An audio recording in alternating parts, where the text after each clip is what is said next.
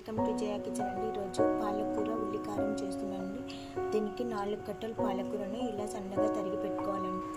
4 ఉల్లిపాయలు, 1 ఎల్లిపాయ, 2 స్పూన్లు కారము, 2 స్పూన్లు ధనియాల పొడి, కొద్ది టేస్ట్కి తగినంత సాల్ట్, 1/2 స్పూన్ పసుపు, వీటిని మిక్సీ చేయాలండి. ఇలా ఆయిల్ పోసి పోపులు వేగాక మనం మిక్సీ చేసి పెట్టుకున్న ఉల్లికారాన్ని వేయాలండి. పచ్చివాసన పోయే వరకు ఉల్లికారాన్ని ఇలా ఉడికించుకోవాలండి. ఇలా ఆయిల్ పైకి తేలిన తర్వాత శుభ్రంగా కడిగి పెట్టుకున్న పాలకూరను వేయాలండి.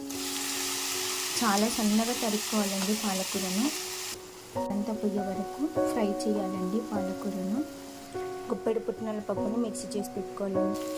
ఇలా వాటర్ ఇంకిన తర్వాత పుట్నాల పప్పు పౌడర్ వేయాలండి, 2 స్పూన్స్.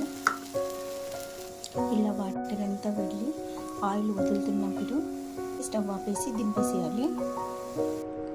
పాలకూర ఉల్లికారం రెడీ అండి. కొత్తిమీరతో గార్నిష్ చేసుకుంటే చాలండి. Thank you for watching.